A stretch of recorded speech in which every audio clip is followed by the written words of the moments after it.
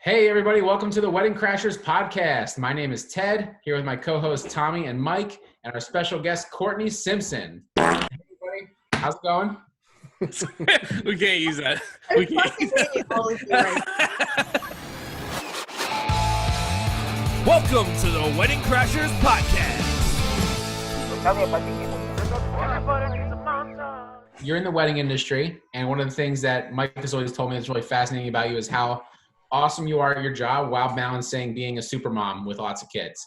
So maybe you can tell us a little bit about that. She's Supermomtographer. I'm really not. I don't even know how I got here. I just kind of woke up and had a bunch of kids and a business. No, but for real, I have no clue how I make it work. I wish that there was like a secret ingredient I could tell everyone. Is there something you do specifically to like stay organized or to track, what you're working on or something like that? So I used to not do anything. Like I didn't use any kind of, actually, I asked Mike for help with some kind of software to manage my clients because I wasn't even doing that. Like I was putting in way more effort and work than I needed to. I was literally like searching through emails to like make sure that things were organized, and it was terrible. I would like have my calendar on my phone and then my hard copy that I wrote on, and then I was like, I can't keep doing this, so I went and I got on HoneyBook. He did not recommend HoneyBook. Wait, but I also did not recommend HoneyBook. That is just sounding bad. Right. It wasn't like, I just tried to figure out which one worked for me the best. So that was what I did.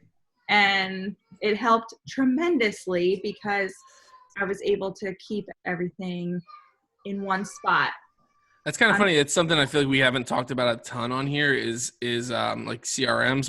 We've mentioned it a few times, but like typically it's just like, oh yeah, that's my CRM does that. They're so great for that. But like from where you were before then, like I was there a couple years ago. It was like just like really having to be like, I don't know, it was like a weight lifted off my shoulders, that fear of, am I missing something? Am I forgetting something? Like, did I double book this date and all that kind of stuff? And luckily I got into the CRM early enough that I didn't have to worry about that issue because by the time I was really booking, it's like, everything's tracked, everything's set, but man, it's like just so much pressure taken off you because it's like everything's in one place.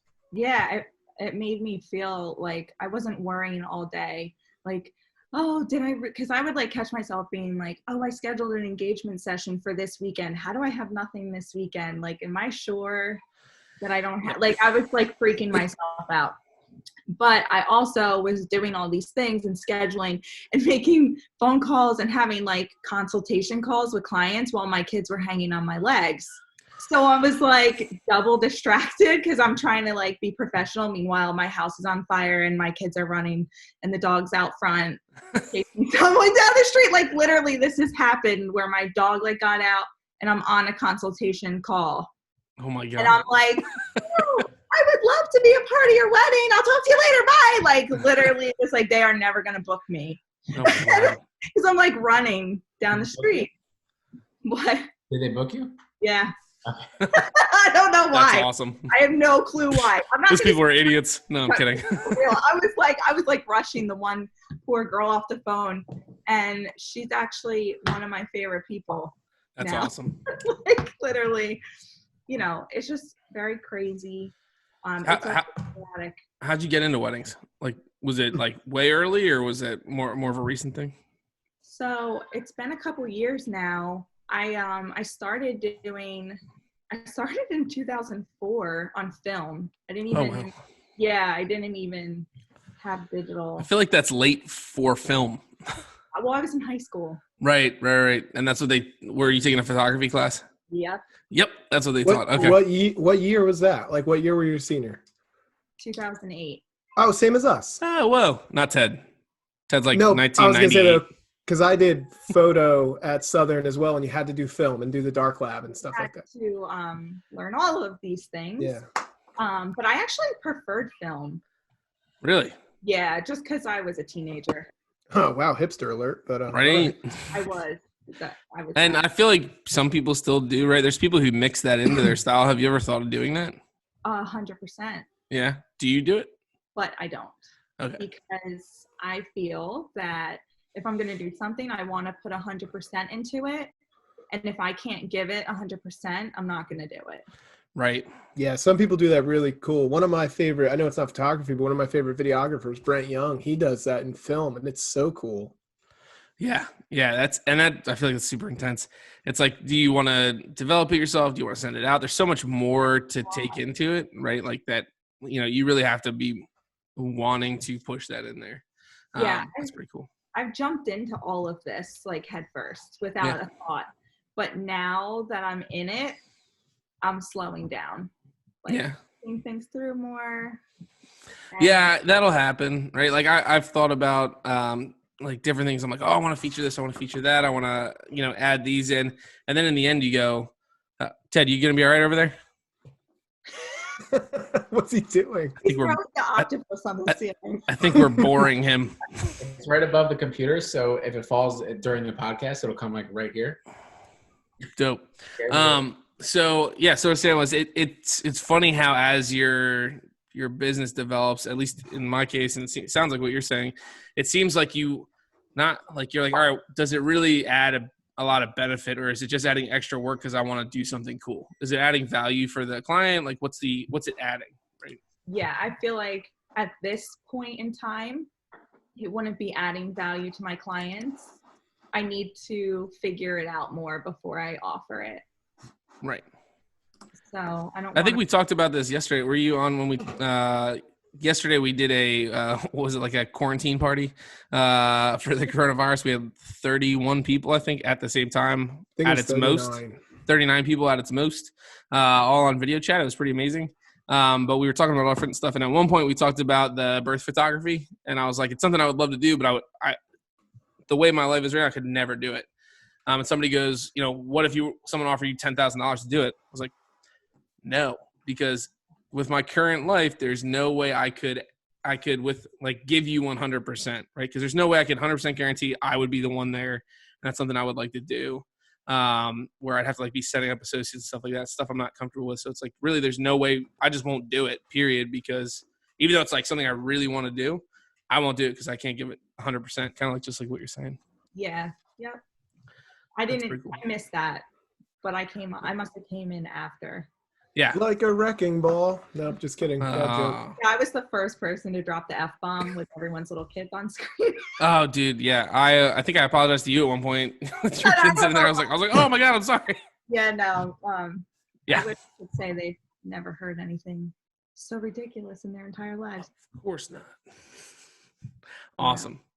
Yeah, no, that's super cool. So high school photography class, that's what got you in. Sorry. It wasn't me. It wasn't Ted. I am going to lie to you. This is life. This is real. My daughter is FaceTiming me from the basement. That's dope. I'm about that life. This is what they do. My 3-year-old uses the Alexa like an intercom. Yeah. Oh, that's cool. Do you guys use drop-in? Yep. I like it. That's funny. Alexa's talking to me right now. Well, let's preference it. Tommy has a mansion, so you need to use an intercom to talk around the house. No, I don't. Alexa, stop. Or as he calls it, a quaint 4,700 square foot house. It's not, though. It's not even close to that. That was the joke. Sure. It's a modest 4,700 square foot home. He's like, it's not that big. You can't count the servants' quarters. I did just find out I have the smallest house in the neighborhood. That doesn't make it better. It doesn't, but it kind of like, is it bad? It stung a little bit. Yeah.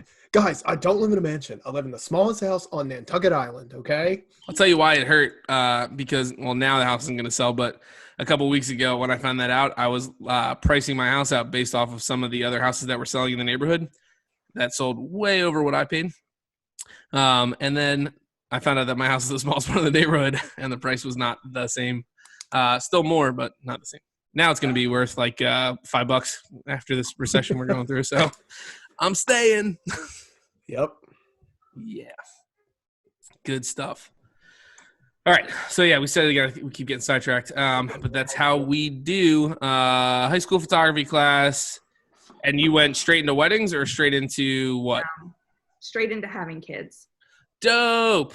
Yeah. So family photography. Yeah, if you want to call it that. Newborn sessions. So when I started my business, like under my own company, obviously that's what the people do when they start their own business. Right. I started doing families, like kids, birthdays, like cake smash, newborn. I did it all. Right. And then I was like, it got old like really quick because I wasn't passionate about it as much as I was about doing weddings and like couples. Right. I just related more with it. I think because I had so many kids and I'm around kids all the time, it was a nice release to not, it was like adult interaction. Right. Is what it started at. But then when I really thought about it with my personality and the way I am, weddings was it for me. And it's like, it's interesting to hear that because I thought it was just me. I like cannot do family sessions, and I don't know if it's like a sick, twisted thing for my family past, which I had a pretty good upbringing, I think. But like, I cannot find emotional connection in a family session compared to like a wedding or a couples boudoir session or even an individual person. It's like right, for family sessions. Settle down, Ted Bundy. Settle down. What? No, I'm serious. When it comes to family shoots, though, I'm like, it's like hard to get inspired at all. Yeah. It's probably a couple of the first ones I did were like older kids. So like they had no desire to be there at all. Yeah, and that's rough. Yeah. Yeah, or they're like super young and they still have no desire to be there. they're literally running away. So, you know, it is what it is. But I just wasn't. After a while, I just stopped loving it. I'm not gonna lie, newborns was the first to go. No. That makes sense. Not for me. I love newborns. I obviously love kids, but I can't photograph them. Yeah. I can't put 100%. Like I can put 100% into my weddings. Right. And all right. So you started out in a couple different things, and how did you get into weddings specifically though? Did you find somebody to work with? Did you just do a friends or family? Like it's always interesting to hear someone's like starting story. So I did my cousin's wedding. Yep. And it was interesting because it's family, you know what I mean? So they all cooperate. Right. And you're like, this is amazing. Like people just do what you say. Yeah, no. But it's your family. So you're like, oh, I got this. It's so easy. But then I knew it's not going to always be that way. So I actually was working for other people, and I just like dove head first, and then I just started doing my own and kind of winged it. It's probably not good to tell people. But it's the truth though. It's so that's the right. truth, Cool. and that honestly is my number one thing. Like I'm very honest with everything. And I told them how many weddings I've done. I've told them, like, you know what I mean? It wasn't a surprise. I did good. Right. But yeah, that's where like a lot of people are at, right? They just start winging it. Now, a lot of people have that I don't want to say it's not an ego thing, but it's like a Super Rice talks about it as like a fraud complex. Like, oh, I'm a fraud, so I have to say I'm successful. Otherwise, people will think will know that I'm a fraud. I'm not that good, because it's a self-esteem thing, right? Yeah, I didn't tell people that I do thousands of weddings. Right. I just was honest. And told them how many weddings I do, or, you know, like what the deal was at the time. And it worked. It worked. I did a lot of in-person consultations then, like when I first started, because I realized like people don't only book you because of the pictures, like they book you because they like you. Right. So Ted's all about those in-person consultations. That was a big help because I built a relationship with them. And they trusted me. What you doing, Mike? Sending signals to Ted to wake him up. That was my listening face. His listening face. I'm intently listening and being respectful. I know you said you're tired in the beginning. You did yard work, whatever. Like, I'm with not tired. I'm on keto. I'm not tired. One person who really helped me is Kelly of Kelly C Images. Do you guys know Kelly? What's her last name? I can't say it. Capo. Yeah, I can't can't pronounce say it it either. correctly. Yeah. I don't even want to because she's like one of my best friends. That's awesome. Maybe by face, not by name. I'm terrible I've with never names. met her. I've seen her images. Your images, you guys have a very similar style. Yeah, Kelly has been, she was such a good help. Like, she supported me from the beginning of meeting her. That's awesome. Yeah. I've never met Kelly, but every time I read her posts, I'm like, I like this person. She's So awesome. so good. She's That's such a good person all around. She's very, she knows what she wants and she goes after it. Right on. You know what I mean? Yeah. Like, she's a boss. That's awesome. It's important to be that way, especially in business, right? Like you know, having a clear direction and actually taking those steps. And it's something I talk about, like, as in life too. I've told this story a bunch of times, and I won't say who it was or any of that kind of things. One individual was talking to my wife, and I'm not trying to like boast about myself, but she's like, "Oh, I wish I could get somebody like Tommy." And this individual has no direction in life, right? Like, just I'm fine exactly where I'm at, exactly where it's at, and it's like people get that vibe. So I'm like, all right, so right on a relationship level, no one who has drive and forward momentum in their life is going to go like, "Yep, that's what I want." Somebody's going to sit there with no movement. In business, people are going to want to work with you if they see you're not innovating, you're just doing the same style that's been around. Hey, I started this way in the 80s. Right, this is the way I've done it. This is the same way I've done things forever. Right, they want to see people who are like, they pick up that energy. Now, some people who are less, know less about it. Like when I was booking my wedding, I didn't know shit about photography, videography, and that kind of stuff. So I was just like, yeah, give me whoever the venue suggests, and we just booked. And that's one of the reasons I started doing weddings, is because I didn't like my wedding video. And I was like, I think I can do better than this. Like, just kind of seemed like dated. You know what I mean? And again, not knowing anything, for me to be able to pick up on that, like, people see that stuff. So same thing in business. It's awesome to have friends like that, because you can like vibe off that. I guess my whole point is like, that will influence people around you. Like, what you put out will influence how people treat you. So that's awesome to hear. Yeah. He just trumped us, if you guys didn't know. Did what? He's like, in case you didn't know, I'm the greatest. I'm the greatest not. ever. Here, Not at all. Let me tell you a story about this one time someone told my wife I'm the greatest. No. No, I'm just kidding. You know what I mean? Exactly what I was going to say. I got good words. I put myself, when I started my business, I put myself around people who were good people. Yeah. Like, and that is probably why I am sitting the way I am right now. Right. Honestly, So you did I'm not amazing. I will straight up tell you, like, I have so much to learn. Right. I do. Like, and I'm so honest about it, but I'm also successful because I have a business. I'm taking care of my family. I'm doing these things, but no, I'm not like all the way up here, but I'm still, I'm doing it. As a successful person, you will always feel that way, right? I say successful person, but like, I feel like people who have that forward motion always feel the way you feel right now, right? Which is like, I still have so much to learn, and you always will, right? But I'm so grateful for the people that were around me that helped me to be where I am. So you did the opposite of what Ted did, because Ted started hanging out with us, and I don't know what the fuck he was thinking. It went downhill. Right. It's going bad. It's going real poor. Poor at best. Tommy makes fun of me, actually, but I talk about that a lot, of like, the people you surround yourself with really matter in where you end up. Yeah. To Tommy's point, he says, well, someday you have to make a choice to either do well or do not. Like, at some point you have to like not rely on everybody else to like lift you up. But in the beginning, I feel like a lot of people need someone to kind of guide them and pull them up the right way. That's true. But I think I can see both sides of that. But yeah, obviously I'm super thankful for everybody who's helped me get where I'm at. And I think that's great that you have that attitude. Yeah, it's rough because not everybody's like that. Yeah. Like, not everybody wants to help you. And there's different kinds of help too, right? There's like soft help and then very direct, hard truth help, right? Yeah, and you have to be able to take it. Right. Like And decide what you want, right? You decide if hard truth hurts too much for you and you don't like it, it's okay. It's okay to not want to deal with someone like that.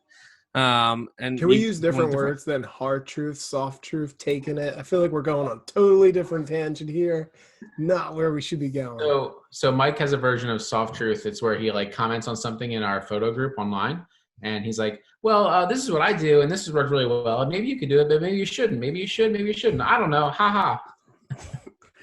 And I just go, "That's fucking stupid. Don't do that." And then I say, "Please don't post things like this." It's helpful, but he's got to put a bunch of disclaimers in his helpfulness because otherwise people just like attack him. That does happen. Well, that's the internet. You can't even say that. You could literally write peanut butter and jelly is on my counter, and they'd be like, "No, it's not." No, it's not, right? We started talking about something, saying like assuming positive intent. And it's something like we'll say to each other every once in a while. It's like, all right, we got to assume positive intent, like to remind each other, because it's like, there's people we've met that we were reading stuff like the way they wrote it as like, wow, this person's a total asshole. And then I'm like, oh no, they're super nice in person. You should just Zoom call all of them. Right, we should just start calling them out. Hey, you sound like a jerk. Why don't you Zoom? You sound like a fucking asshole. Hey, dick face, click this link so we can. Well, that's something I out. said. I said that to Ted the other day. I said, I wonder if anybody's ever told that person like you sound like a fucking asshole online. I've done it. Yeah, I do it. I do that all the time when I meet them in person. I'm like, you have a totally different voice now. Right. That's why I don't say a lot online in photo groups we're in, because I don't know how it's going to be taken, and I just like, nope, I'm not saying anything. Yeah, I learned my lesson the hard way. Positive. I just like to light dumpster fires. Like once a week, I got to start one. I know you do. I'm trying to help. What was the one you started with? You're like, hey, everybody, let's lift this other person up in a really nice way. What do you think about this? And everyone's like, yeah, that was funny. What was that one? Was it the full-time one? Yeah, that was a full-time. Full-time? Oh, yeah. Jesus Christ. You're a good person if you're not full-time, too, you know? I missed that. I missed that post because we were going to that business talk you were giving, and I was like just running from work straight home and then driving there. So like I missed the whole thing, and I'm like, he's like, you see that dumpster? I go look, it's like 100 comments. I'm like, nope, fuck this, no, not even gonna read it. Yep, that was funny. Oh my god. I'll tell you what, having 39 people in that group chat yesterday. The mute all button was the coolest shit I've ever had. I was like, what the hell? I'm fucking all powerful and just like, doof. Yeah, that was everybody good. Be quiet. And then to let somebody come back. That was kind of cool. Like Alyssa was trying to get a word in for like 20 minutes. I was like, all right, everybody shut up. What do you want to say? Yeah, she is. Sweet. I've never met any of those people in person besides Jackie and Mike, Right. But Right. Mike wasn't on yet. Right. He was in and out. Yesterday was his wife's birthday. Happy birthday, Becky. Shout outs to Becky. Can we get some shouts out? We converted it to her birthday weekend. There you go. I mean, fuck it. Might as well, right? It's your birthday weekend. All right, anyway. Right now, she's a very important part of what's going on right now, too. Oh, yeah, for sure. All right, so what's everybody's number at? I'm at 2 lost weddings due to coronavirus. I'm at 0. Good for you.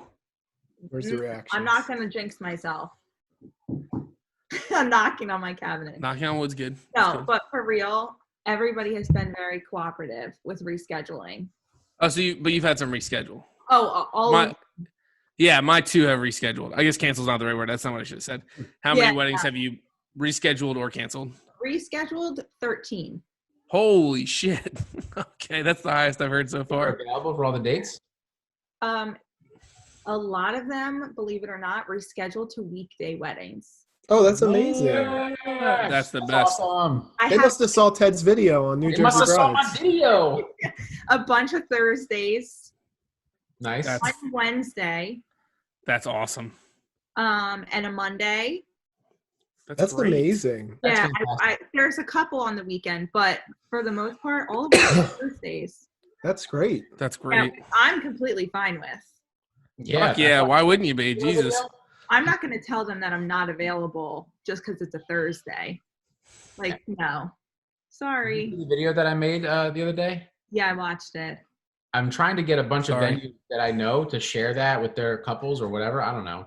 I don't know Hey, how to good. feel about it, but I like the idea. If I you mean, it's nice.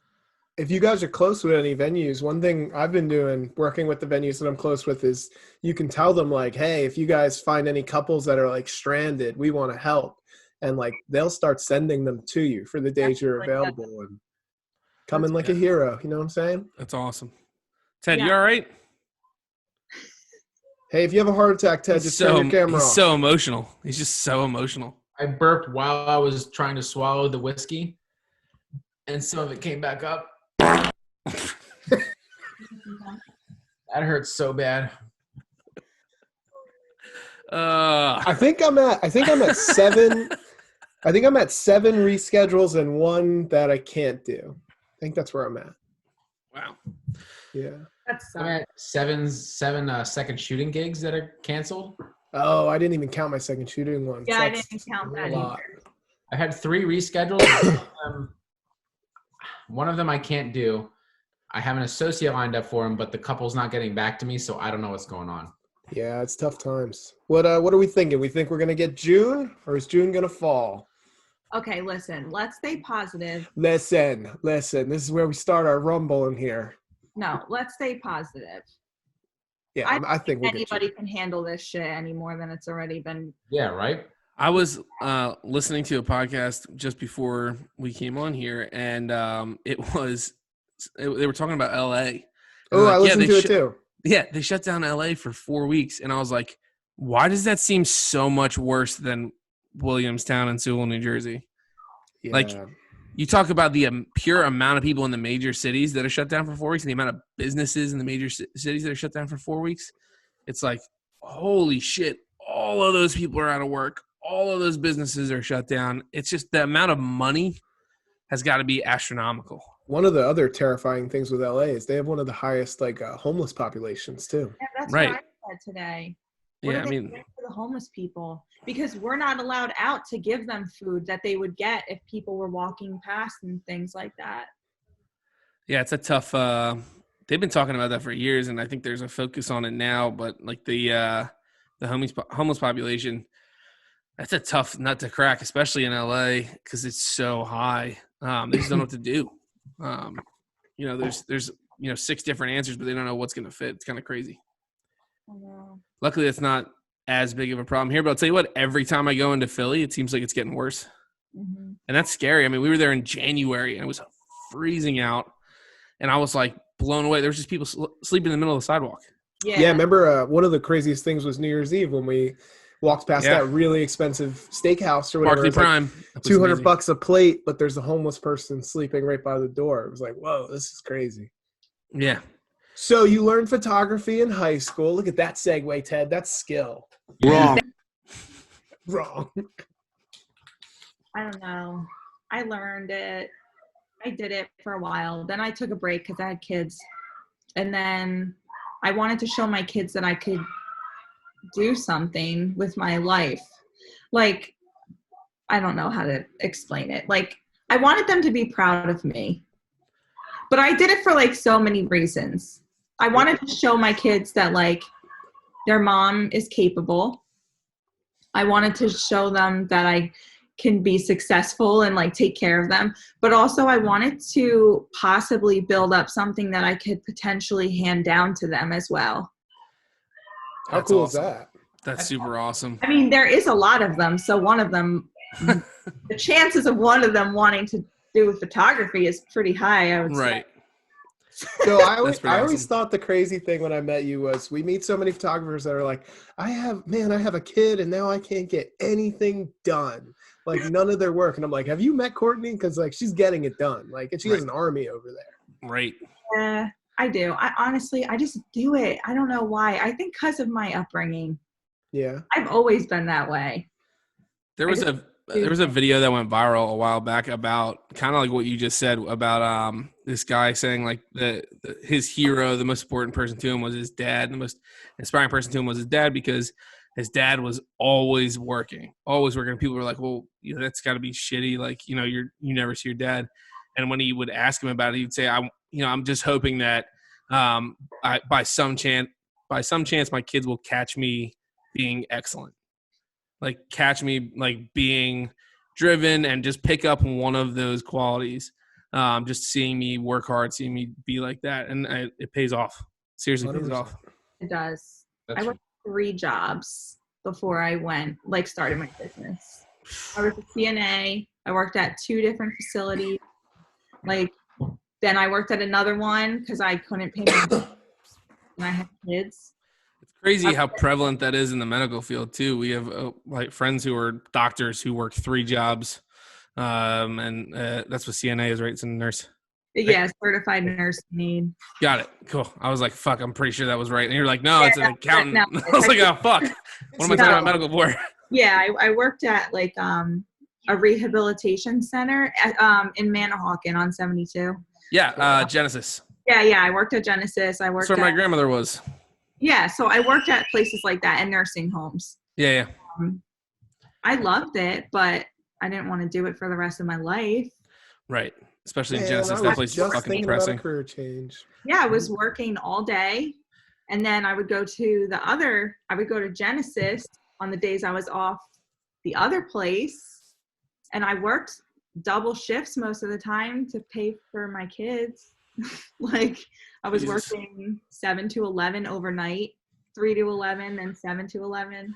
That's So the you're- shit that drives me nuts when people say like millennials or, they want to be handed everything. I'm like, pretty much every millennial I know has multiple jobs and or owns a business. Yeah, but what's interesting about that you work a lot and you still you bang out your edits and stuff and have your whole family to take care of, where we kind of work in an industry where everyone they can't get any work done. They don't have enough time. That's kind of a similar story to where me and Tommy came from, where we used to work 7 days a week, 12 hours a day for months and months on end. Yep. And when you come and do this, it's yes, it's a lot of work, but you just get it done. It's just inside of you. You're built that way. Right. It's really cool. I will say I do not edit my photos anymore. Awesome. That's the I didn't best thing I say ever you heard. edit them. I say you get it done. I just recently started outsourcing. Who are you using? Do you care if we ask? No, Evolve edits. Oh, cool. Are they good? They're great. I mean, Awesome. They work with me. I showed them what I want. And anytime I've had a problem, which was only one time, when we first started, I was like, this needs to be a little bit brighter or whatever the case was. They fixed it and it's been great. That's amazing. I think, Ted, awesome. aren't you looking for an outsource option, right? That's the company I had. Oh. Oh. Never mind. Don't ask Ted about that. So we heard nothing. Stop.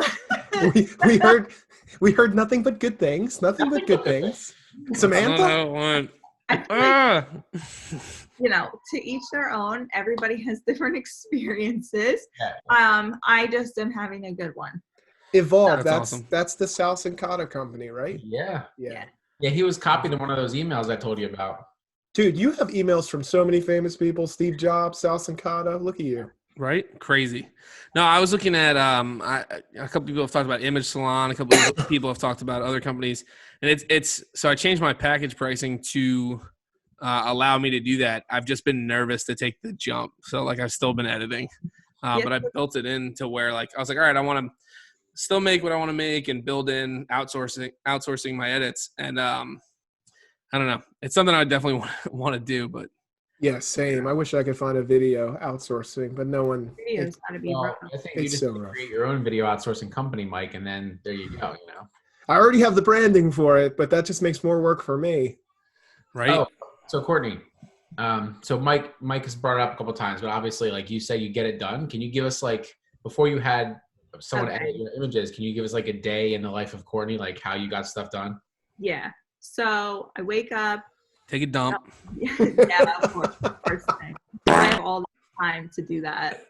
No, for real. I wake up, get my kids to school, and then I would pick certain days to do things. So I would prioritize okay, this wedding needs to be done first, obviously.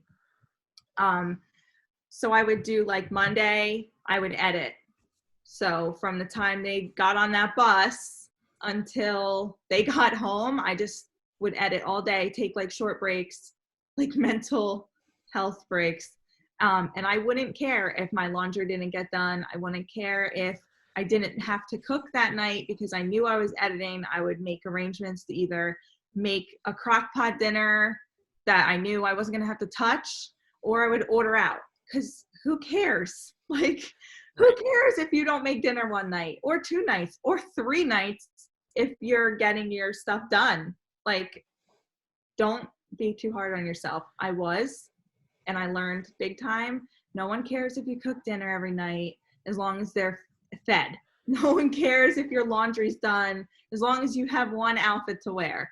Did you write like what you were going to do for your week down in a calendar, or write it down somehow? Yeah, but honestly, it never went that way. Oh, really? Yeah, because life. Yeah, that's true. That's true. Yeah, and you got to be, it's regimented but flexible, right? Yeah, so like I map out the week, and then, you know, Seth would get sick Monday. So Monday became Wednesday. Right. Because, you know, like, but it worked. Like, I just had to go with it. Just go with it. That's something my wife and I like to like schedule our stuff out together. So she'll be like, all right, well, I have to work on the website this night or whatever. And I was like, all right, I have these edits to do. And we'll just throw it on our calendar. It's like, no, this is what we're doing tonight. And it's something I talk about in the nuclear field as well when it comes to like procedure use and adherence. I'm sure you dealt with that as a CNA, right? Things like that. But I always talk about reasonable compliance. It's like, here's our schedule. We have to institute reasonable compliance, right? So we're gonna follow the schedule as long as it's reasonable, as long as I can still live my life, right? Like, I'm gonna get through this, but if something happens, I'm not gonna be like, nope, can't handle that, can't do it because I got to do my editing. Like, you can switch it up, you can do what you have to do and be flexible. But yeah, for me, just the Apple Calendar worked really well. I know some people have trouble, like, oh, I have all these things to do. It's just like, pick something, put it on the schedule, start that thing. Did you guys do like a family calendar? Yeah, so we have a shared calendar and a work calendar. I think that can like toggle on and off, which is kind of cool. Yeah, that's what I used. Yeah, it's the I best. still use it. Actually, Go, Ted. Oh, so you mentioned earlier when we first started about when you recently, like when you got a software management system with HoneyBook. So it made me think about some of the stuff I did, because I've only gotten a software system a year ago, like literally like maybe about a year ago. When did you set it up? When did you set it up? A year ago. You set it up a year ago, or you got it a year ago? No, I both. Okay. I thought you had one. Ted, you had one for like a year and not set it up? I have a Tave. Oh, okay. And Nicole helped me set it up. She was awesome. Yeah, she's the best. But the reason I brought it up is because before that, I was doing the calendar app, notes for my timelines, and like a word processor for my contracts. And that's how I kept track of everything. So if it was in my calendar, that was like the only place I had it. But that was fine when I was doing 7 weddings a year, when I was starting out, when I was new, and like that was the most I got to do it. But then as things progressed, and now I'm doing 30 of my own and like 20 of other people's second shooting, I started forgetting a ton of things. Like, I would take someone's deposit and tell them, oh, I'll make you a contract, tomorrow, and forget. So I'd have a deposit and the year would go by and I wouldn't have a contract for their wedding. Like stuff like that. So there's like, I would forget a ton of different things. Thankfully, at least I always remember to put the event in the calendar, so I never missed anything, but I was starting to forget different things that were obviously very important. So when I got the software management system, that was huge for me. And it just made me think of that when you were talking about that. Because it was a big deal. Yeah. I forgot contracts, but I would always forget to send a receipt. Yeah. So, like, always, I'd be like, I'll send you a receipt as soon as it clears, the check clears. And then they'd be like, like 2 months later, they'd be like, hey, did it clear? And I'm like, I'm so sorry, like every time. And so now that I have HoneyBook, I can literally just send it immediately as soon as they pay, because I have it, you know what I mean? So I'm like, sorry guys, yep. But it's all solved now. CRMs are a lifesaver. They're so great. What was big for me was like just having that, like they're able to pay online through there too. That was big. And then being able to institute different things on top of that. That opens up so many different things, like the Square financing. Yeah. That was big. I've used that with clients many times now. And it takes it all off of me, right? So I don't have to come up with like a payment schedule and collect payments. They do it all through Square Financing. I get paid immediately. It's all through them. They have to set up the bill. The only thing I've come up with that I saw as an issue was not really an issue, but like you still have to sit on it, because what happens if they stop 50% of the way through the payments, or they back out and then they canceled? Well, the whole payment plan is through them. You have all of the money. Just coordinating with Square how to stop the payment plan and refund some of the money was kind of weird for me. So I was like, I try to use that as like a last case scenario now, just because I'm still not sure how that works. But anyway, it did open up a lot of other options too, having a CRM as far as like payment goes and accepting payments. On top of that, so one of the other things that helped me a ton was follow up with new leads. Because when I was getting like 2 leads a month, no big deal. I just email them whenever I remembered. But after I was getting like a lot more than that a month, I would forget a ton of people. So now I have the CRM to kind of automatically just email people every couple of weeks until they get back to me. Yeah, that's rough, especially when it's on like 7 different platforms. Yeah. I felt like I was drowning. I had to check my email. I had to check my Instagram messages. I had to check my Facebook messages. Then I had to check my personal Facebook messages, because people tag you with your personal information and not your business page on top of it. And then I'm checking my website inquiries that were coming through that go to my email, but people were emailing me from my business card with my actual email. And it was just like insane. Right. And then once I did HoneyBook, all of my inquiries started going through there. I don't know why. I literally have no clue why, but I'm not going to even touch that because it's going to one place. That's great. I still get like random like messages or whatever, but I just send them a link to my website and say, just fill this out. Yeah, that's the best. I don't want to forget. Actually, I turned Facebook Messenger off because of that. That was messing me up bad. Yeah, that's a good idea. Now it just goes to an email button, which sends you right back to my website anyway. So. That's really smart. We even use it at bridal shows. We have, like, Ted has a website up with his contact form that goes right to Tave, which is awesome. That's nice. Yep. I never thought to do that. Yeah. Oh yeah. And then you're like who you talk to and what you talk to them about. It's kind of like straight up. That's helped a lot too, because once in a while, it happens every bridal show, they misspell their email sometimes. Yeah. I have them put a phone number in, so then I text them and I get through to them one way or another, Yeah, I got ghosted a couple times texting. It hurt me. Oh, Wait, what happened? Oh, You know when you just like connect with someone so good and then you like reach out to them after and it's just like cricket. Yeah, it's like, the worst. Yeah, man. Like, hey, that's actually a cool thing to talk about. What is your process? Like, once you get an inquiry, what do you do? So I immediately answer back. I don't care what I'm doing. Okay, that's a lie. I care what I'm doing, but I'm not one of those people that are like, oh, I'll get to it at between 8 and 7. I don't do that. If I don't answer, I won't remember. So I just take the 2 seconds because I have a template. I actually read it. So I'll just add in a couple unique sentences to show that I actually read their email and it wasn't just an automatic response. And I hit inquire, or send, like. Ted, you got a question? I do. I'm sure it's happened more than once, but has anybody ever not opened the email you sent back to them? I don't think so. Normally it says read at the bottom. Never mind. Hey, here's a question. So I love templates or scripts, as we call them, like the initial email and stuff like that.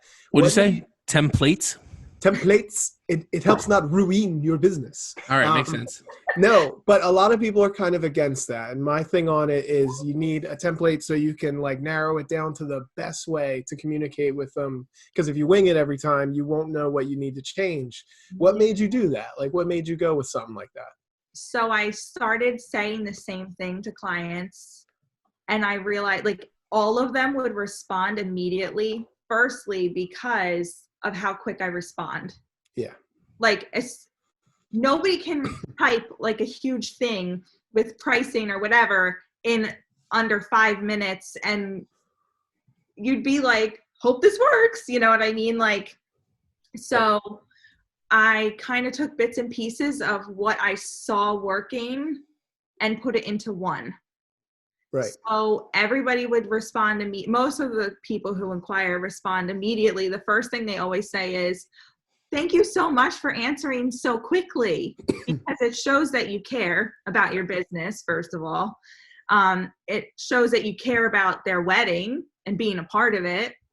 And then I'm also kind of like crazy. I'm not gonna lie. Like I get overly excited about people I don't know, like as if I've known them my whole life. I don't know what my problem is. Like I will sit here and laugh at your jokes just because that's like my personality. So I'm very outgoing. I know it's stupid. I don't know. No, that's good. And that comes across well. And people if you're excited, they'll get excited. Yeah, That's what that is. What's Sean Connery's favorite time of day and favorite sport? What? What, Ted? Tennis. That's funny. That was funny. Give it to him. Hey, we should start a segment. I didn't understand that joke. I didn't understand at first why you were saying it. And then I was like, oh, she said she would laugh at your jokes. And then she did. No, but for real, I'm only kidding. No, for real. I laugh at like everything you guys say all the time. Oh, by the way, I just got an inquiry right now. So as per Courtney's advice, I'm going to answer it right now. Tell us what you're saying. It's scripted. It's scripted. What's the script? I'm going with the short conversion code one this time because my excited longer one hasn't been working. Oh, Really? Really? Sent it to 3. Ghosted by 3, man. What? That's terrible. But I definitely have been ghosted. But I normally like cut to the chase. Like I tell them I'm so excited because I really am. Right. Anytime I get an inquiry, I'm like, yeah, you know, who wouldn't be? Oh no, I didn't mean it that way. We've been We've been experimenting with new inquiry emails. One that's like, I call it excited. It's like a little more over the top, but it's probably too much over the top. Right. Mine just starts out with surprise, motherfucker. Oh, this is a Tuesday. In all seriousness, if I inquired with someone and that was what they responded with, I would book them immediately. We had a bride say that as her, like when he turned for the first look. She said, surprise, motherfucker. And then we said, like, all right, let's do it again. Like, maybe like this time for the video. And she's like, okay. And she taps on the shoulder. She goes, surprise, motherfucker, again. For real. Like, those are the kind of people I love. Yeah. And then I think she dropped like 4 F-bombs during their ceremony. It was dope.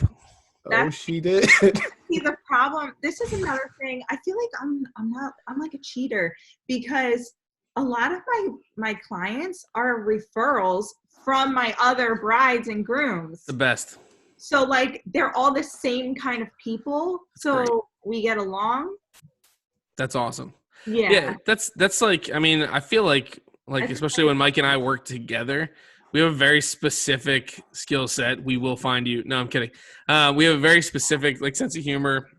Like if I'm shooting with the guys, I'm gonna rip on all the groomsmen the whole time. I usually like kick in the door and I'm like, "What's up, fuckers?" Like immediately, and it's like, I kind of just that's my go-to. So I hope they like it. And because we get so many referrals, it's like, all right, this works. These people kind of get, oh, this guy had me cracking up. Like it just disarms everybody. I think that's super important. It's especially in this industry with so many introverts. I think it's important to have like that, like come in with some energy, whether it's like super positive, nice, happy energy without ever cursing or saying that kind of stuff, or just a ridiculous like jokes and messing with people and like kind of getting them to yuck it up. Do you guys know Andrea Kraut? Know her name. Online only. Don't think I know She her. is like this explosive ball of like happiness. Ooh, I would like her. I like her already. Love her. Like she walks in. I hate her. Wedding. No, I love her, man. She walks into a wedding and you can't not smile at her. That's awesome. That's good quality as a photographer. Like, do you know what I'm saying? That's how you have to be. Absolutely. We always laugh, me and my friends, like my girlfriends, because will be like, it's like, who is that? Like, because we don't always You can't sit with us. Yeah, like we'll be like, who is that? Like, you don't act like that in real life. I love it. But it's weird because it's not fake, because I really want to be helpful. So you mean girls her though? No, not her. I'm kidding. Like ourselves. Like right. about ourselves. Ugh. Like, why are you talking like that? Like, why is your voice like this? Like, Right. I don't talk like that. But Right. it's genuine. You know what? It's putting on a show. And that's why it's weird doing weddings for people that already know me, because I always wonder if they think I'm being fake, because like that's how I am on a wedding day with everybody. It's weird because I have like two different sides of me. There is a take charge, like showmanship that needs to be part of it, right? You have to like kind of put on a show, and when you're trying to direct everybody, you don't get everybody's attention with low energy. Being like, okay, guys, everybody line up. Blah, blah, blah. I'm like, yeah, okay, whatever. Yeah, but they all are like, okay.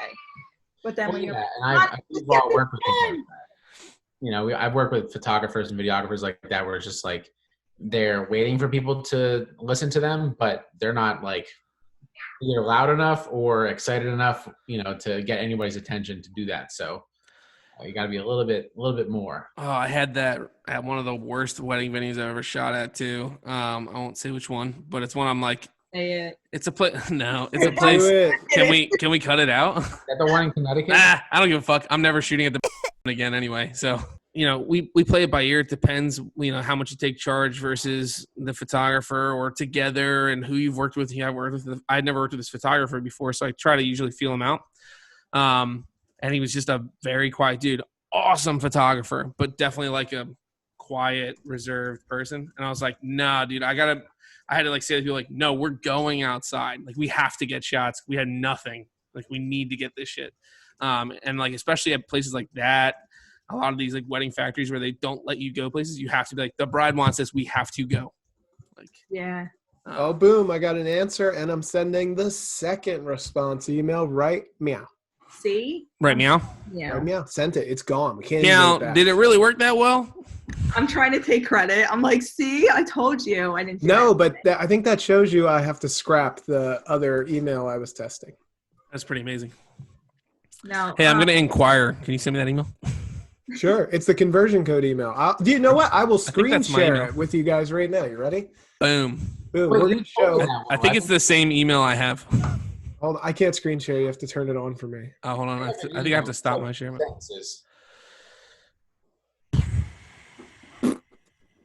What do I have to do? I think I just have to stop my share and allow your share. Go ahead, try it.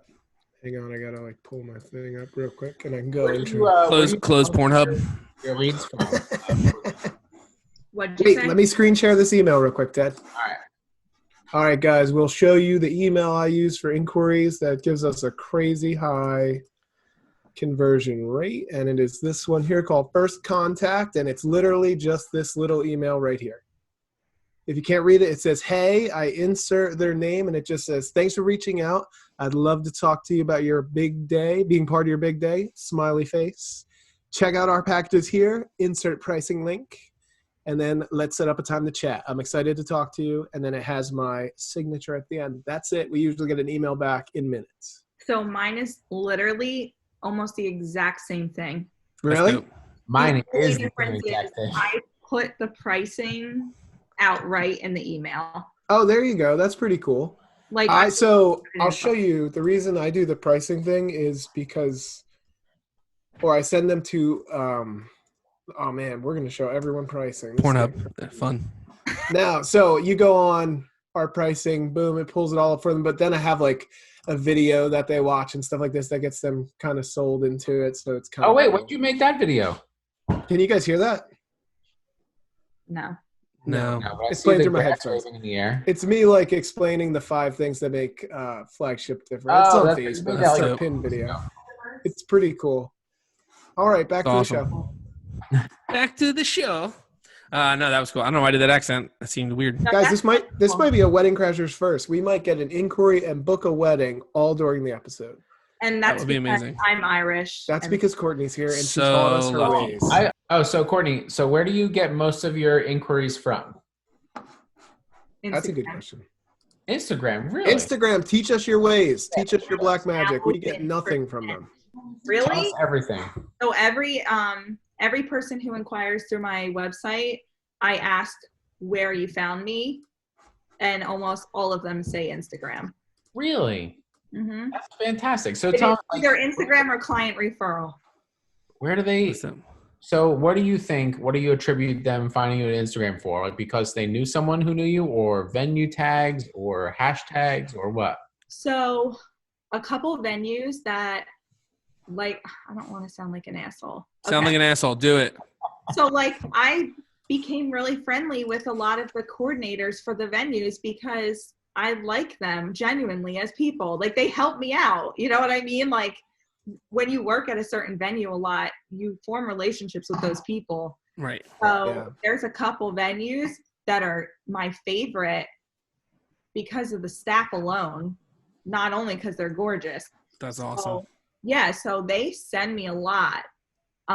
Or a lot of times I always send full galleries to the venues because I have no shame. Like they can have them because they post all my pictures and then they tag me. Yes. You don't charge them per image? No.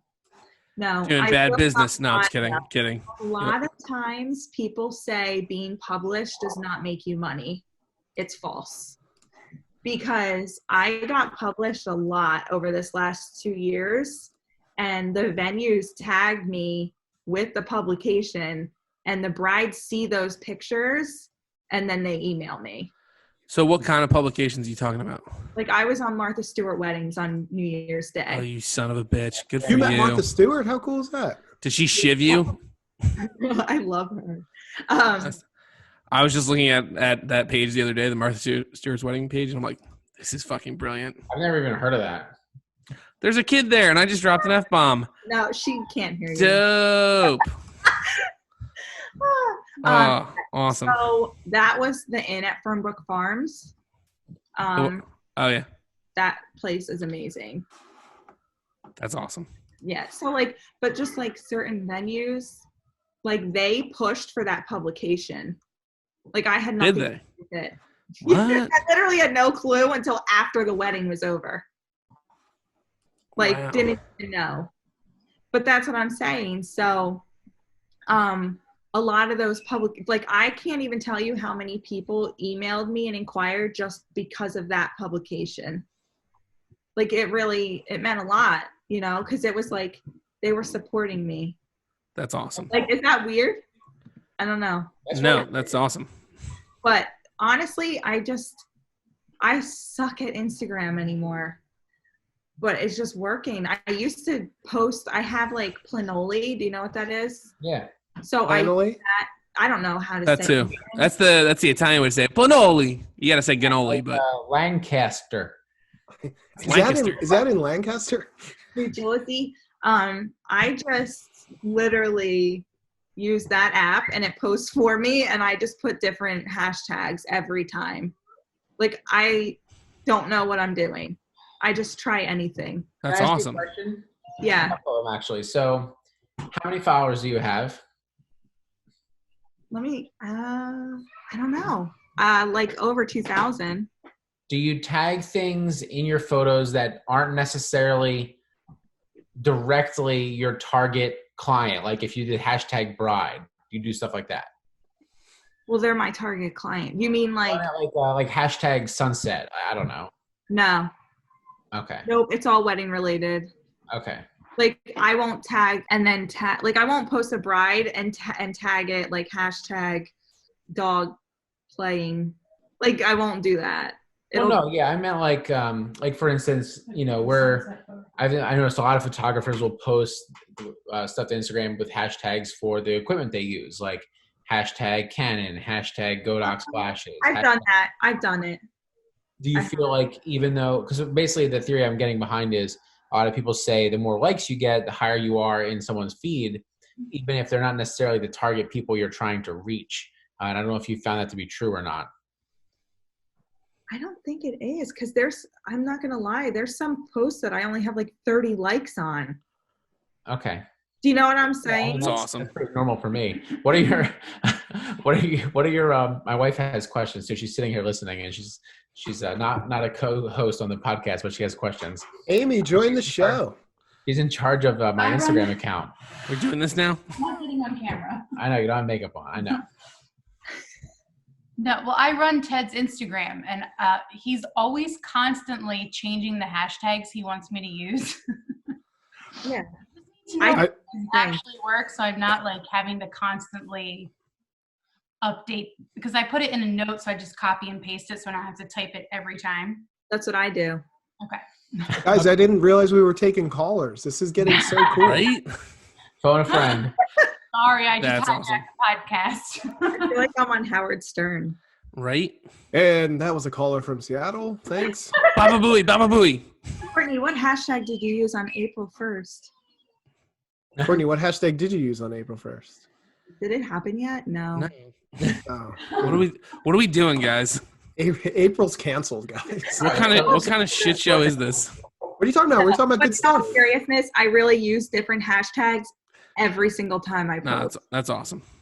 Someone posed that to me that's they're trying to sell me something in the end, so I don't know if I trust them or Yeah, not. I didn't buy nothing. They said that like you shouldn't use the same hashtags over and over and over again.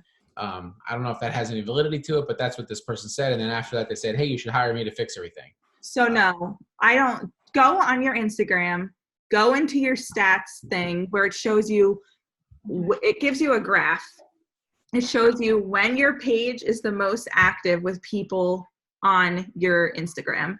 It tells you the day and times when your stuff is most viewed.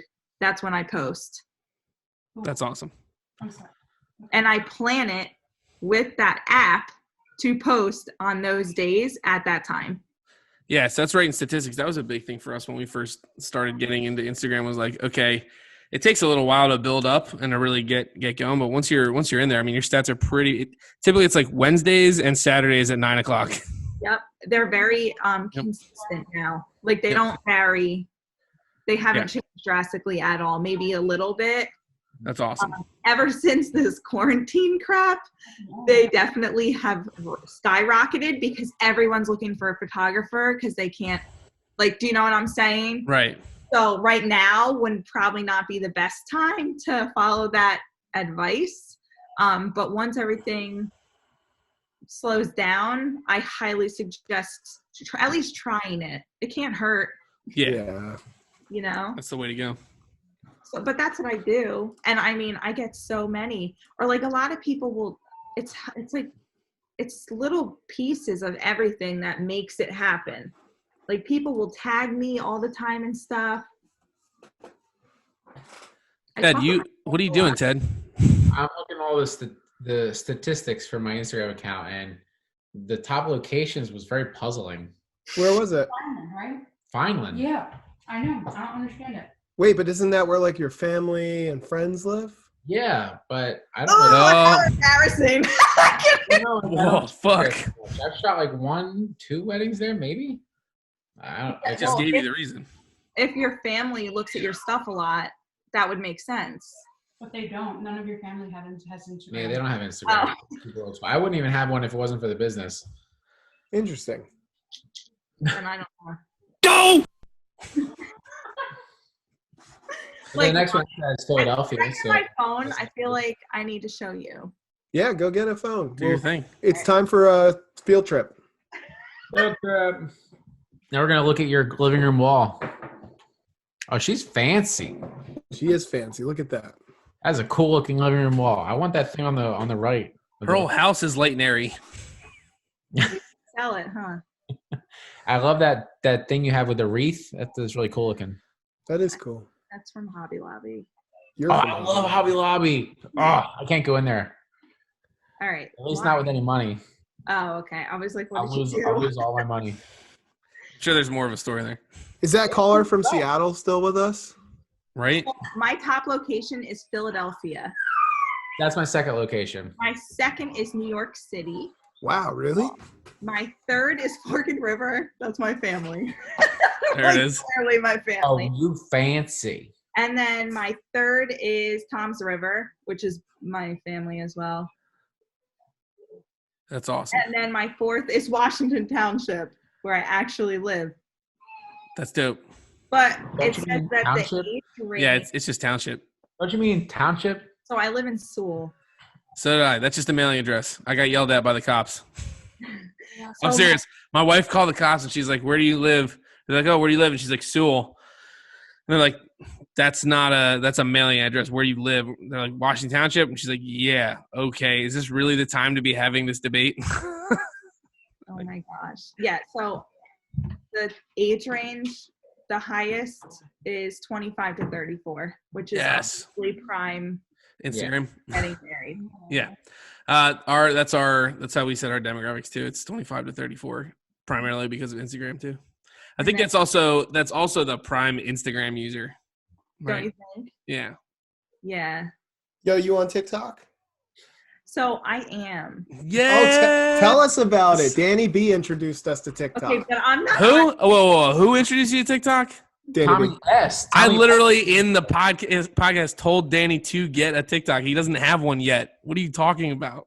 No, you said get a TikTok. I'm the TikTok guy. Okay, you did bring it up, and I remember you talking about it. Thank you. I know people who have it for their business. I have it for mental well-being. Same. I just have it for fun. I need to do it with my business. Yeah, I don't have it for my business. I literally just have it so I can look at cute dogs. Right? And funny stuff. There's so much funny stuff. I never downloaded it for my phone, but I tried it on the computer a couple times, and you can't search for anything. It seems so much. You don't need to, man. It's a For You page. My family sends me at least 20 TikToks a week. Fuck yeah. Same here. Like, I don't even have to search. I It's literally the best. open my text. I could bet you there's one in there right now. Literally, that's all they do. My mom hasn't talked to me in a week and a half because of a TikTok I sent her.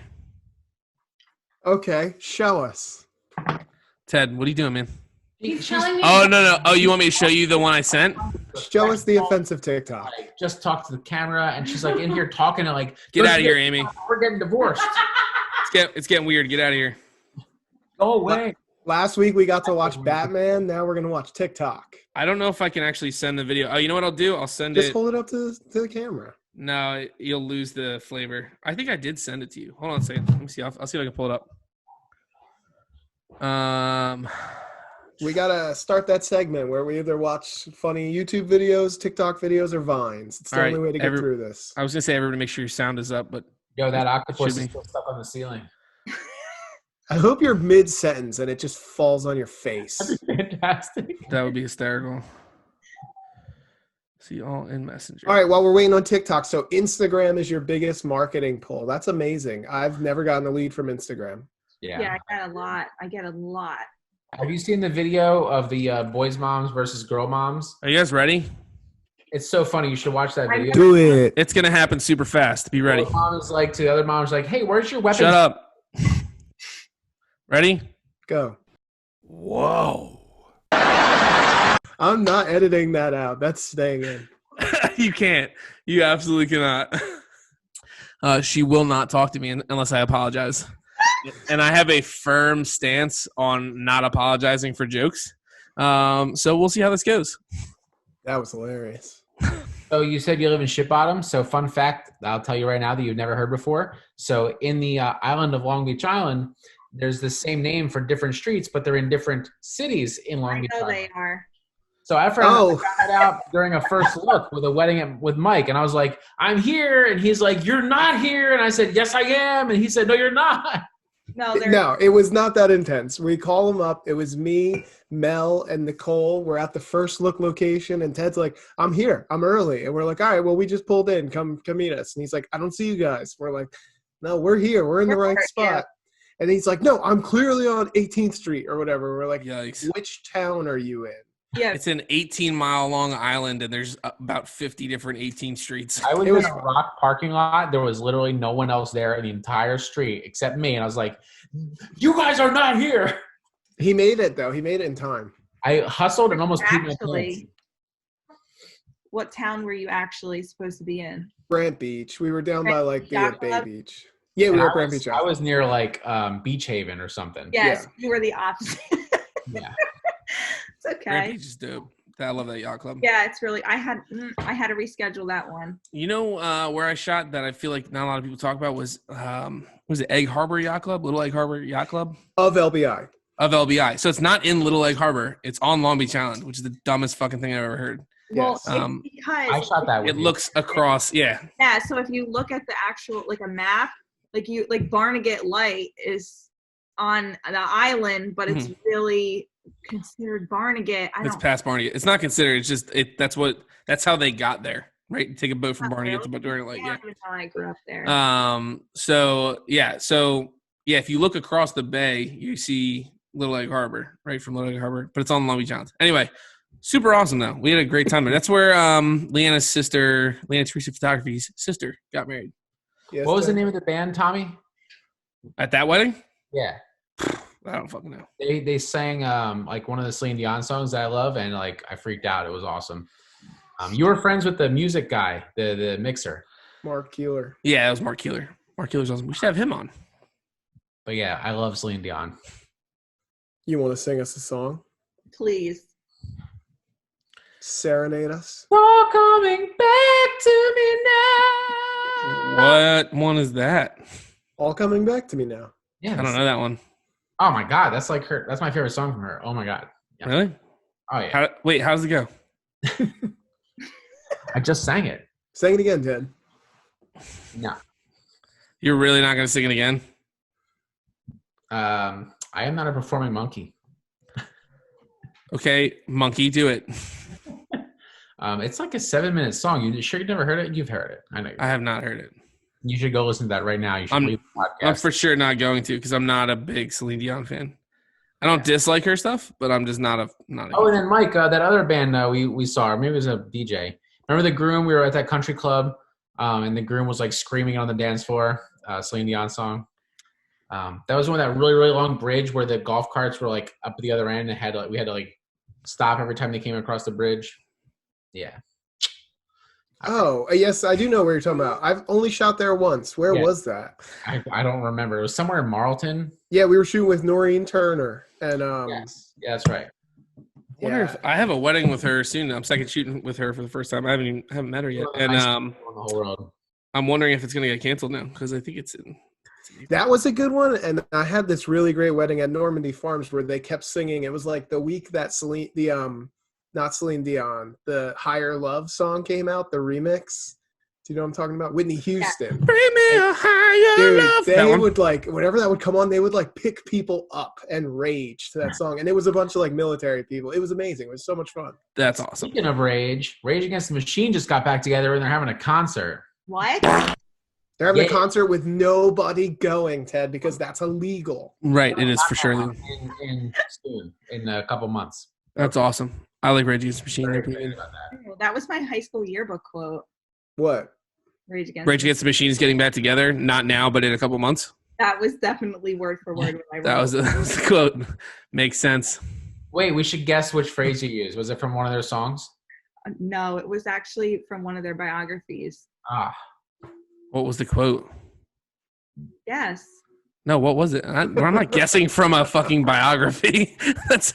I'm joking. It was the okay. Oh, I was like, I know. Good for you. Wow, I did not pick up on that. Surprise, motherfucker. That was dope. Good for you. You said it so straight faced. I was like, oh wow, okay, that's really deep. The one that says so profound. Let me see how it goes. It's My name is Jeff. Is that it? No better time than here, no better time than now. No. No. Or is it one of the funny ones, like where they're cursing each other? No, it's not. It's actually probably the stupidest one, the most like cliche quote. Like what? Tell us. I don't even remember what part I specifically put. Guys, I'm now going to look up the funniest yearbook quotes because we're getting on that topic now. Bazinga. It was it from like Vanilla Video? No, it was definitely from Killing in the Name of. Okay. I was just gonna say that. I was like, it had to be Killing in the Name of. It was. Was it just like the? Was it? Did it just say "fuck you"? I won't do it. You tell me. Yeah. Probably no, it didn't. Yeah, you can't write that. But is this what's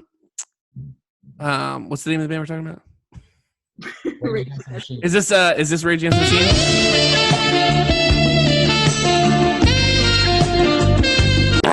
Is that them? That was their first album. Oh, okay. That's before they got good. That was with the old drummer. Corona. No. Maybe it wasn't even from that. I don't even. It was one of their songs. It was Against Me. She got it wrong. I don't even remember my own yearbook quote. It was definitely Rage Against. Did we even have those, Mike? No. I had a yearbook. Nah. Not joking. Wasn't your wedding song our prom song? Possibly. It was what was it? Which it didn't make sense. Like our prom song that year didn't make sense for the time because it had come out like 10 years earlier, or maybe like 5 years earlier. But it was what the fuck was it? Aerosmith. Right. I don't want to go with my hands. That one. That's I have to do it like much more big mouth, like Steven Tyler. Don't want to fall asleep. I was like, did my internet go out? What just happened? How much did you get of that before you muted me? Don't want to fall asleep. He didn't even say that part. No, I legit had a yearbook. Wait, what? Yeah, legit. There was like 12 people in my graduating class. Fucking Christ. That's all. I feel like that's what people should be angry about, not participation trophies. Like, oh, we give homeschool kids yearbooks. Are you fucking serious? We can give ourselves yearbooks. We don't need anybody to give them to us. Yeah, well, you were the yearbook club. Yes, you can't tell. Actually, all 12 of us were on the yearbook committee. It was fantastic. Wait, you have 12 siblings? No. We the Atlantic County group. We had a group of people that did different activities. It was maybe like 40 families, that got together to do different classes and. Wow, that was not cool. I'm kidding. It was fun. No, it interests me incredibly. Like every time you throw out one of these tidbits, I know I make fun of it, but it really does interest me, like how any of this shit was possible, because it doesn't make sense to me. One of the coolest things about it is we've done more field trips than any school ever would, because we had plenty of time to do it and the parents would organize it. And we went all the time to field trips.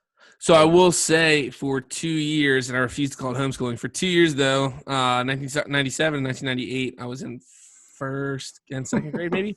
I was on tour with a show, and we had it was me and one other kid, and we had a teacher that would just show up. We'd show up for school every day, and it was because we were traveling. Every city we went to, we moved every 6 weeks. What? Who was on tour? Me. As a 5-year-old? As a 7-year-old, but yeah, sure, math's hard. What'd you tour? That doesn't matter. It literally doesn't matter. Hey Ted, wait. I can tell you a funny story. Do you guys remember? So the fun part was, I love this. I love being the person that hosts that commercial. He's in that commercial. Nobody heard a fucking word you said. He muted you. You muted me? I did. Son of a bitch. No, I want to know what you did. No one needs to know. It doesn't matter. Here's what I'm trying to tell you is, for those 2 years though, like once a week at the least, we went on a field trip, and it was the coolest shit in the world. We were at zoos. We were at historical monuments. We were all kinds of shit. Whoa. What did you do? It doesn't matter. Hey guys, wait. Guys, wait. I found the funniest yearbook quote. It says, parentheses, that's what, parentheses, dash, she.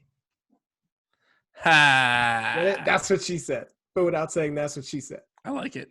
That's brilliant. Wow, this is a tough crowd. I liked it. I can't focus on anything else other than what Tommy did. Courtney? 7 to 8. I have an office quote on my wine glass. I'm wearing a Dunder Mifflin shirt. Yeah, I saw that. Thanks for not saying anything, Courtney. Well, I didn't want to be that person. Why? I watch it every night before I go to sleep. I watched The Office probably from 2008 until 2013 religiously. Yeah. Just over and over again. Yep. That's we never stopped. Yeah, I didn't stop either. But I just every night. If it goes off of Netflix, I'm going to be like, oh, they're like, what are you going to do? I'm like, fucking buy all of them? What do you mean, what am I going to do? You're really going to go off because I heard that. Yeah, who cares? Buy it. If you really like it, buy it. I have it. Yeah, it doesn't matter. We had it on like Apple, I think Apple TV or something like that. And then we don't use that anymore. We use it on, because we have Fire Sticks now. But we just watch it on Netflix. But if that ever goes away, I will do it. Ted, what are you doing? I'm trying to imagine. Was it like you were in a choir or something? I have to know. No, man. Wait, no. is this wait, question. You legitimately don't know me, bro. Is this where your guys' stories intersect? Are we learning that Tommy was on a choir and Ted used to be a pastor? Is this where we find out you were on a list? For 100%. Ted's on a list. What? No, and on the podcast a long time ago, you guys found out that I went to a mime school. Right. So I actually just watched the preview for that one tonight. It's rough. So now I want to know if you went to mime school or if it was like tuba school and you guys toured the country playing your tubas. Did you really do this? Did you really tour? I did. Yes. What is tour doing? Stuff and things. But that doesn't make sense. Donkey show. What did you do? It has nothing to do with that because I was 7. It was a magic show and you were in the box getting cut in half. 2 of the things you said in that statement are surprisingly fucking spot on. Yeah. For magic class? So there was magic and I was in a box. But it was not a magic show. It has nothing to do with that. I want to see how many episodes we can stretch this out over. Fantastic. All right. I love it. I'm happy now. Was it in Lancaster? If you guys were around last night, that's literally the only thing people would say. What? Like someone would be like, guys, guess this venue. And it's clearly like New York City. And Marshall would be like, is it in Lancaster? Just over and over. And then people are like, no, it's Lancaster. And then he'd be like, is it in Lancaster? Yeah, Can you tell us exactly where it is? Oh, you know what? This is actually really fascinating to me. So you shoot Light Airy, right? Yeah. So I'm sure it's a complex answer, but is that something that you can take photos that I took that are not Light Airy necessarily and make it Light Airy with editing, or is it a combination of both, or is it all the shooting? So I do not hire photographers that don't shoot my style. Okay. Because it's just too much work. Like I've done it, but if they don't shoot at least like Hi.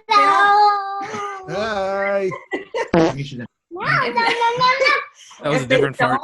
If they don't expose like properly and expose under even a little bit, it's just too much. Wait, so I have a question on that because I actually love Light and Airy, the way it comes out. You actually underexpose when you shoot? Depending on the situation. Really? Really? Sometimes I shoot underexposed in certain settings. Like which ones? Like I like really big back settings. Right. So you're exposing for skin at all times? Yeah, at all times I'm exposing for skin. Right. Okay. It just all depends on the situation. I feel like that's very similar to how we shoot, which is interesting because it's more of a dark and dramatic look in the end. Yeah, so I also pay attention to where the light is for what I want it to do. I overexpose a tiny bit when I shoot. Okay. But for the most part, I expose for skin. I just shoot in light spaces. And most of my clients, I prepare them beforehand. Like when they inquire with me, when we actually talk, I tell them, do you understand, like there's one venue in Asbury, the walls are black. I'm not going to be able to give them this bright light inspired gallery with a room with no windows and black walls. Like, yeah, I can use my off-camera flash and make it bright, but it's still not going to look as if I'm in Park Chateau. So I have a question about that. We all kind of feel like high end and stuff like that has kind of become like goes hand in hand with Light and Airy right now. Did you find like when you started doing Light and Airy that like you started getting a ton more leads, or like tell us about that? So I mean, I guess so. Yeah. I guess I was better doing light and airy than I was, because my style definitely changed. What about being published? Do you think you started getting published more when you were light and airy? Once you were light and airy? I never tried before I was. That's a lie. I didn't try, but I was on the bump. Right. It's so funny because we shoot so dark and dramatic. And then whenever I show like my wife or any friends of mine like photos, they'll always pick out the light and airy and be like, I like that. I like that. Really? Yeah. So I definitely have only been published with light and airy. Interesting. Let me in my seat. Get on my seat. I just find that stuff fascinating. I love hearing about this stuff. So out of pure curiosity, because I feel like this is something we would all shoot, I want to share my screen with you and see if like this is how you would expose an image. Please or tell this them is that. under Tell them whatever. it's terrible. No. I just want I'm wondering if it would be different than this. It is a terrible photo. It is a terrible photo. I hope she, like, lets out a noise when she sees it. No, She's it's like, not. It's not terrible. Oh, Jesus. Hold on, I'm trying to get to you. That's what you call photography? So like that's in camera, like straight out of camera, exposed. I really like that. That's terrible. No, but it's because I like it for my style. Is that how you would expose? Maybe a little bit darker Really? Really? to save the highlights. This is like fascinating to me. Wow. So you go. You have to understand, yeah, but no. See how her skin is very. Yeah, you lose it. Hey, Courtney, looking at his settings right now, teach us how to make a light and airy preset. Like, what do you do to make it light and airy? Oh my God, I made my preset so long ago. No, like, what do you do? Like, do you take all, like, the shadows and highlights away? I can't see. Let me move this. You take all the blacks away? I boost my blacks, so I can't really show you. Yeah, yep. I bring the shadows all the way down to almost nothing. Other way. Other way? You mean this way? Bring them up or down? Wait, bring the highlights down. I'm sorry. Yeah. That's very similar to what Bring we it do. up a little bit. This is so Now fascinating. Bring your shadows up. Keep going. That's about good. Now take your exposure. Put your contrast at like 20. Really? This is so cool. This is Go up fascinating. in exposure. Just like a bump. There you go. Now take your temperature, go up. All right, right there. Down. Don't freeze it again. See, wait, I split tone too. Me too. Here's a question. I see a lot of light and airy photographers, and they almost have this like pink golden glow to all their photos. Like, how do you get that? It looks so amazing. The light. For split toning, I always went like blue in the shadows and like goldish in the highlights. I don't know how to. I might be able to pull mine up and see what I do. I haven't changed it. I haven't. You don't have to show the people your preset. We're just fascinated by light and airy right When now. I split tone. Oh wait. Okay, no, I didn't split tone recently. I definitely do. I don't know why it's not on this one. I must have not edited it yet. I just changed the color profile too. Like my colors. Yes. Like profiles are what's up. My greens are different. Mhm. They're not very true to life, if that makes sense. So that's interesting. Actually, I was going to ask about the greens because most light and airy photos I've seen, the green is very different. Very muted. It's Yeah, very mine is very muted too, but in the opposite direction. Like I'm very dark and moody kind of photos. okay. So mine's like less, like almost not whited out. Yeah, I know what you mean. Like a lot of saturation and. Yeah. Yeah. So my stuff is a little. This is cool. I do notice that because I shoot with a Nikon, I have a D5. That's my workhorse. The color profile is different than like Canon or anyone. A lot of my images straight out of camera tend to be more pink. Oh, that probably helps, right? Yeah, so I don't have to play around with it as much. Interesting. That was really cool. You know what? I always thought when people were light and airy that they overexposed in the camera. So it's cool to see that we were totally wrong. No, I don't. I mean, I do sometimes, but not a lot. But you're exposing for the skin tones, right? Protecting the highlights in the skin tones, not in the image in itself. In total. Yeah. Mike's, I'm pretty sure, has gone from like in the light to in the darkness as we've gotten in this. He's in the Bat Cave now. As we've gone through the episode. Yep, and he's gone. He's becoming, Yeah, we've been super excited for this episode for a while, and unfortunately we had to go to the quarantine style video, but it was still awesome. I think it still went over well. Yeah, this was cool. Dude, we learned so much about light and airy photography. I'm pretty sure we learned everything we thought about it was wrong. For sure. So my mind is blown. I could be totally wrong. Like, Ted will tell you what he actually thinks about it off air. No, that's not true. Kidding. we just learned that Tommy used to be in a magic show for 2 years when he was a child. Used to be in a what? A magic touring traveling show. Thank you so much for coming on the show, Courtney. It's been a lot of fun. Thank you so much for all the wealth of knowledge you shared with us. We had a blast just goofing off too. Yeah, and if people want to find your photography online or anything like that, where can they find you? At CourtneySimpsonPhotography.com. Awesome. What's your Instagram? Courtney Simpson Photography LLC. LLC. Yeah. All right, I like it. That's awesome. Cool. Guys, enjoy your quarantine. Will do. Stay safe out there. Thank you very much. Out there is illegal. You got to Stay safe in there. Stay safe in there. I went and got pizza today. I took a risk. Stay safe without going out of your yard.